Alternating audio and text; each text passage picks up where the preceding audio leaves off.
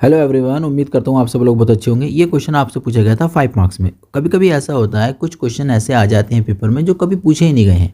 इनमें से एक क्वेश्चन ये है, काफ़ी लेंथी हो जाएगा लेकिन बहुत आसान क्वेश्चन है, आपकी समझ में एकदम आ जाएगा, कुछ करने की इसमें ज़रूरत भी नहीं पड़ेगी। देखो, इसमें जो आपको दे रखा है ना ए, फिर यहाँ पर दे रखा है क्रॉस, फिर बी प्लस सी, फिर वो कहता है कि इसकी मल्टीप्लिकेशन करेंगे तो ए क्रॉस बी हो जाएगा, इसकी मल्टीप्लाई करेंगे इससे तो ए क्रॉस सी हो जाएगा। इन दोनों का रिजल्ट इसके बराबर होगा। हम सब जानते हैं ऐसा है, लेकिन वेक्टर में ऐसे दिखाना पड़ता है, तो हम लोग बहुत आसानी से कर लेंगे। देखिए, थोड़ा सा लेंथी हो सकता है क्वेश्चन ये, लेकिन आपकी समझ में एकदम आ जाएगा।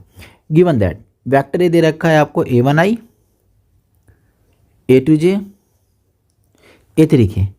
ऐसी वेक्टर बी दे रखा है b1i, b2j, b3k। ऐसे दे रखा है आपको c1i, c2j, c3k। हम ना पहले ए क्रॉस बी निकाल लेते हैं। ओके, ए क्रॉस बी निकालना आता है आप लोगों से? आता होगा कि आप लोग सारणिक बना के निकालते थे ना, बस उसी से निकालना है। यहाँ पर ए के कोऑर्डिनेट पहले लिखेंगे, आई में ए का a1 a2 a3, a1 a2 a3। अब बी के कितने थे? बी का b1 b2 b3। ओके, इसको ओपन कर देंगे। बस ओपन करने में ध्यान रखना है, ए को पहले, बी को बाद में, सी को सबसे बाद में लिखना है। कैंसिल आउट करेंगे, इसकी मल्टीप्लाई करेंगे इससे, तो a2 b3 minus a3 b2 minus J this. अभी मल्टीप्लाई करेंगे इससे, तो a1 b3 माइनस, अब a3 आएगा b1 आ जाएगा, और ऐसे के साथ करेंगे दिस।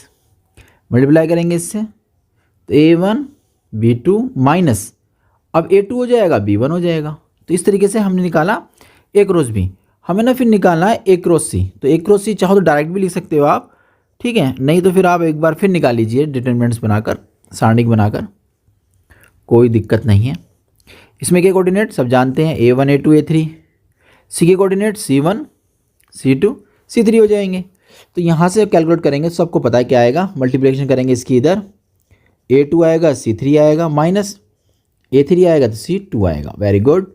माइनस जे सॉरी, इसके साथ करेंगे दिस एंड दिस, ये मल्टीप्लाई करेगा इधर, तो a1 आएगा c3 आएगा, माइनस अब c3 आएगा है ना, और सॉरी a3 आएगा और c1 आ जाएगा, प्लस के साथ करेंगे, ये जाएगा इधर, तो a1 आया c2 आ गया, माइनस अब a2 होगा और c1 हो जाएगा।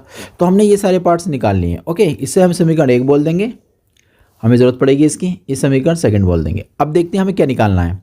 हम ना ये निकाल लेते हैं b प्लस सी, जो ब्रैकेट के अंदर दे रखा है, तो b plus c. Now vector b plus vector c, तो वेक्टर b कोऑर्डिनेट था b1i और b2j b3k, ये तो b के हो गए। c के कोऑर्डिनेट क्या थे? c1i c2j c3k। अब इसमें करना क्या होता है, जो i वाले कोऑर्डिनेट है वो एक साथ ले लो, तो यहाँ बचेगा b1 प्लस c1, i बाहर आ गया। ऐसे this and this, b2 plus c2 और j बाहर आ गया। ऐसे b3 प्लस c3 और k बाहर आ गया। अब क्या करें, अब हम लोगों ने ना ये दोनों पार्ट तो निकाल लिए, हमने इसका ऐड भी कर लिया। अब ऐसे करते हैं, इतने पार्ट का की कैलकुलेशन कर लेते हैं, यानी कि लेफ्ट हैंड साइड ले लेते हैं पूरी। अब तो हम लोगों ने अब जो काम किया, पूरी लेफ्ट हैंड साइड ले ली, टेकिंग लेफ्ट हैंड साइड, जो थी a क्रॉस और b प्लस सी। तो a क्रॉस b, यानी कि इसको देखो, ये क्रॉस वाला रिजल्ट है ना, हम जानते हैं सारणिक से सॉल्व करना पड़ेगा, i j और k।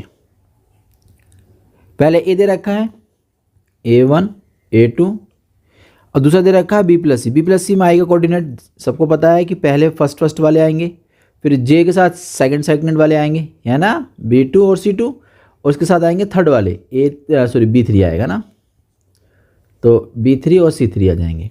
इसको ओपन कर लो और हमारा आंसर आ गया। थोड़ा सा अरेंज करना पड़ेगा बस, हाँ। तो सारणिक बनाएंगे this and this, hand to hand multiplication भी कर लें।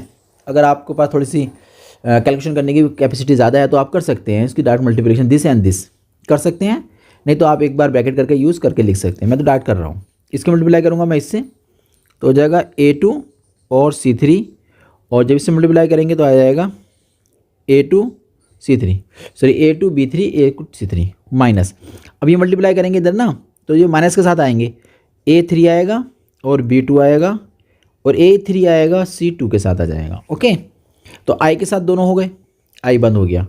अब हमें लेना J के साथ, माइनस J के साथ लेना है, तो J के साथ लेंगे, ध्यान समझिएगा, J के साथ दिस और दिस नहीं आना, तो ये मल्टीप्लिकेशन होगी इधर, तो A1 की मल्टीप्लाई दोनों के साथ होगी, तो A1 हो जाएगा B3 प्लस A1 अभी इससे मल्टीप्लाई करेगा ना C3, अब J के साथ ले रहे थे ना, तो ये A3 मल्टीप्लिकेशन करेगा इन दोनों 1 1 वालों से, तो 1 वालों से करेगा तो दोनों माइनस के आ जाएंगे, तो A3 B1 इसके साथ करेगा माइनस A3 C1, तो ये J के साथ भी हो गया।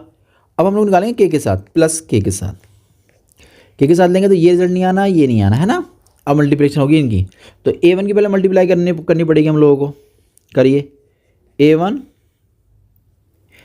की A2 से और C2 से, A1 A2 से और C2 से, अब ये A2 की मल्टीप्लाई करेंगे 1 1 वालों से, तो वो तो माइनस में जाएगी ना, बस इतना सा ही यहाँ काम करना था।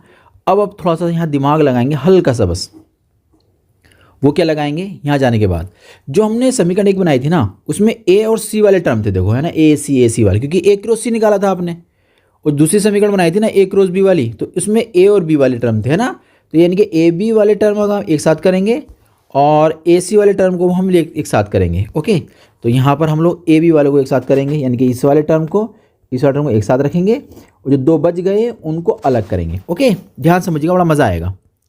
तो A पहले हम वो कर लेते हैं, A और B वाले को एक साइड, तो एक तो ये आ जाएगा, एक यहाँ से ये आएगा।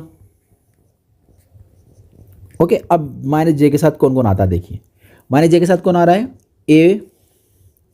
A1 B3 और एक आएगा ये वाला टर्म, है ना, ये और ये तो आएंगे A3 B1, और प्लस K के साथ कौन आएगा, एक तो ये रहा एक ये रहा, बस A1 और B2 माइनस A2 B1, ये तो हमने कर लिया A B वाले के साथ। अब हम C वाले को ले लेते हैं, तो C वालों में I में कौन जाता है, देखो I में जाएगा, तो ये जाएगा I, एक जाएगा ये वाला term A2 C3 minus A3 C2, एक जाएगा माइनस J के साथ कौन कौन जाता है देखिए, एक तो ये बचा C वाला और एक C वाला ये बचा, यानी कि A1 C3, अब A3 C1। अब देखिए K के साथ कौन कौन आ रहा है, K के साथ तो C वाला टर्म एक ये रहा एक ये रहा, तो A1 C2 और A2 C1, इतना हो गया ना।